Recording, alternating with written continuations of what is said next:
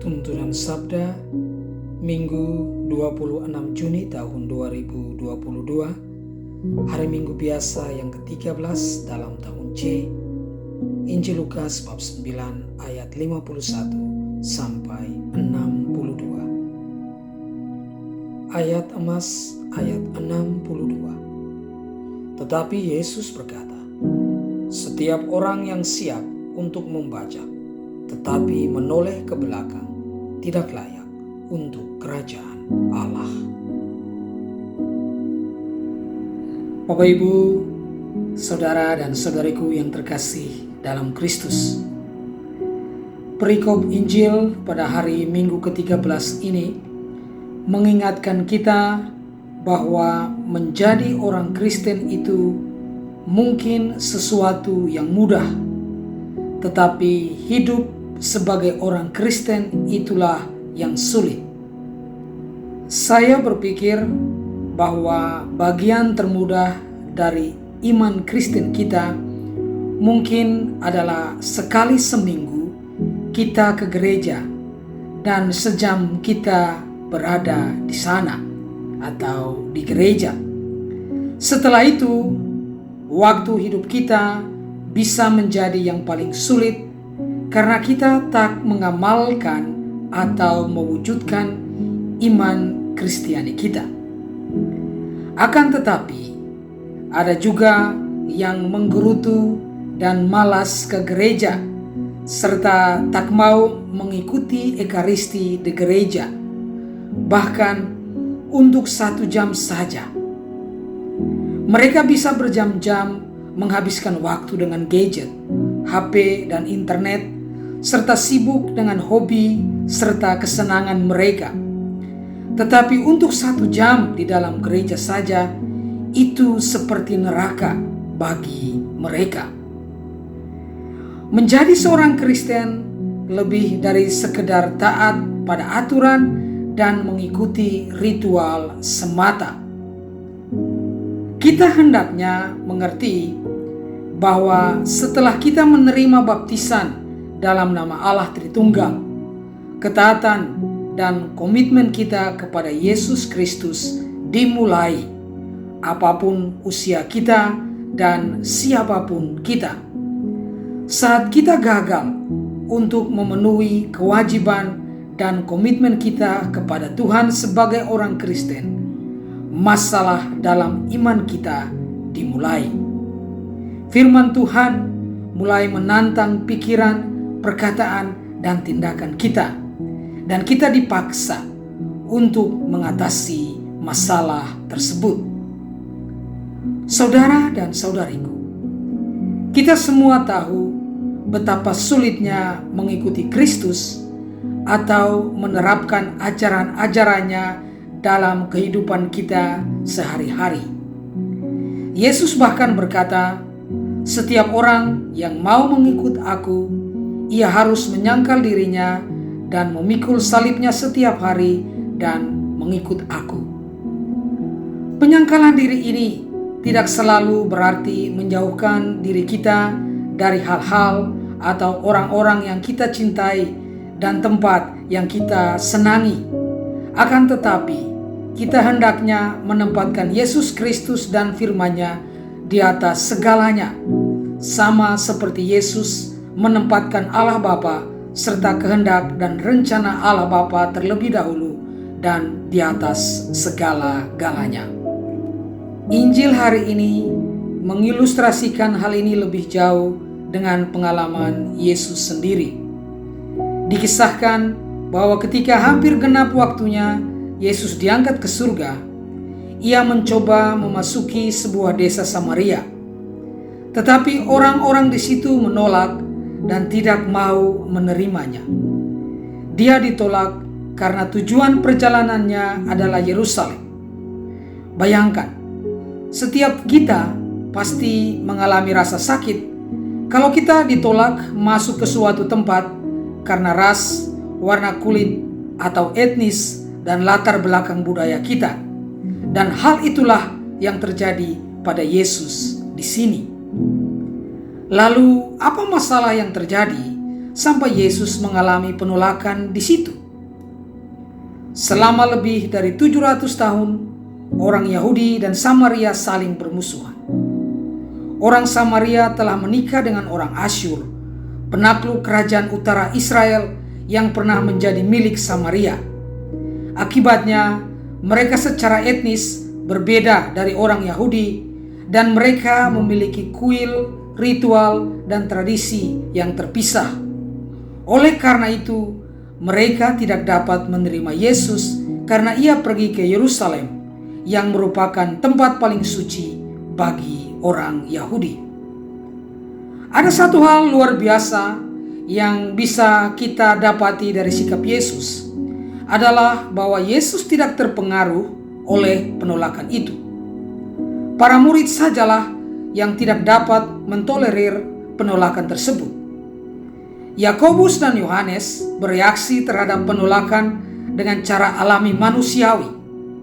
Mereka terluka dan mereka ingin menyerang balik. Jadi mereka meminta izin dari Yesus agar mereka menurunkan api dari langit untuk membinasakan orang-orang Samaria itu.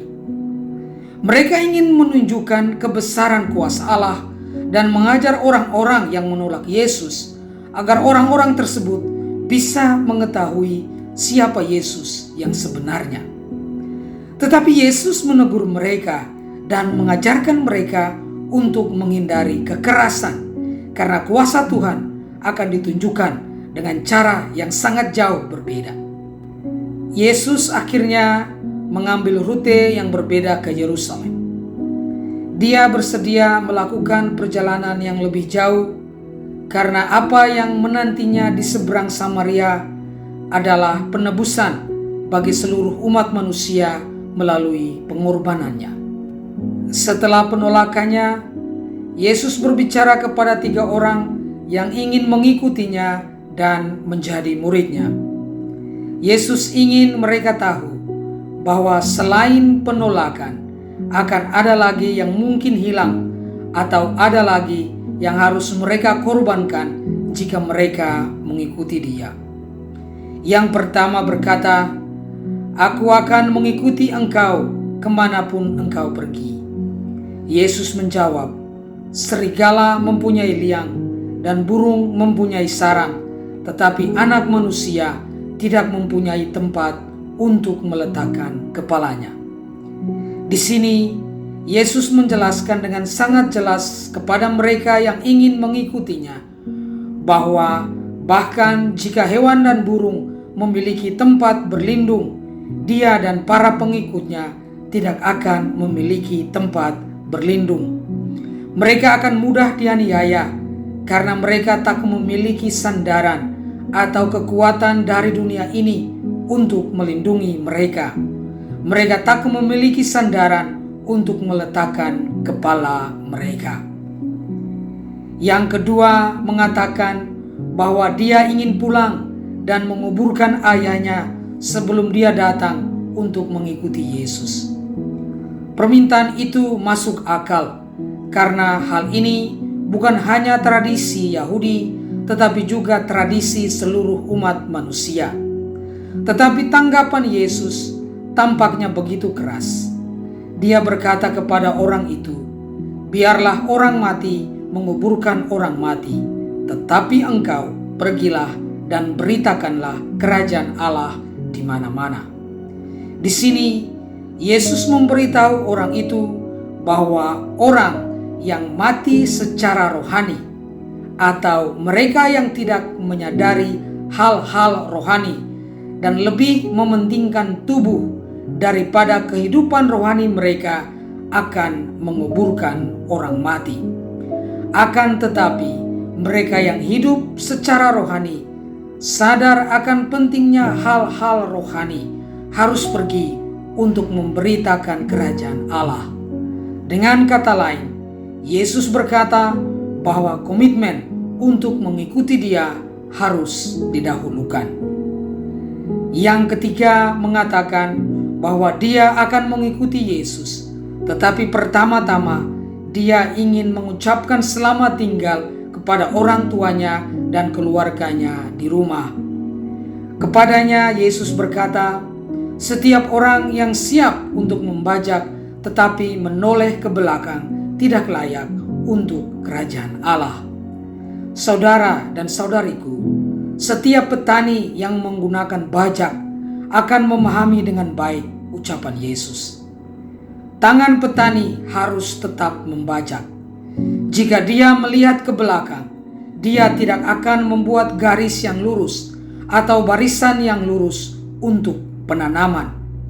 Jadi, Yesus sekali lagi dengan tegas menolak alasan tersebut dan memperingatkan mereka bahwa berpaling dari tugas Kristen membuat mereka menjadi pengikut Yesus yang tidak layak. Lalu, bagaimana teks ini berlaku untuk kita para pengikut Kristus?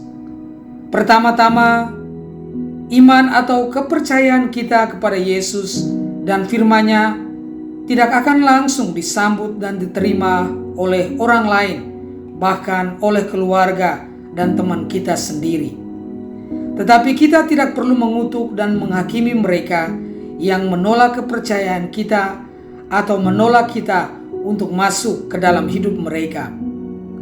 Kita selalu dapat melakukan perjalanan yang lebih jauh untuk menjangkau mereka yang menolak iman kita dan mempertobatkan mereka.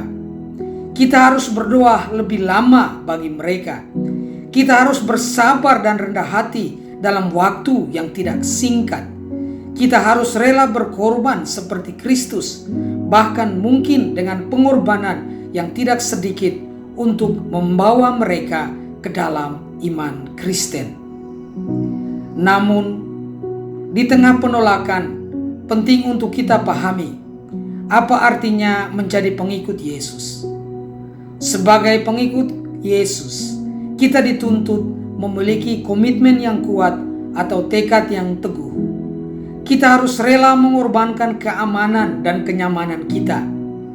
Jangan sampai cinta diri, cinta terhadap kesenangan pribadi, dan perhatian berlebih kepada keluarga kita menjauhkan kita dari Yesus dan mengaburkan iman kita kepadanya. Kita tidak boleh menyerah dan meninggalkan Yesus yang adalah kebenaran yang sejati. Semoga kita tidak mengikuti Yesus sesuka hati kita, melainkan kita mengikutinya dengan mendengarkan serta mengamalkan nasihat, ajaran, dan firman-Nya. Shalom, salam damai sejahtera bagi kita semua, dan Tuhan memberkati.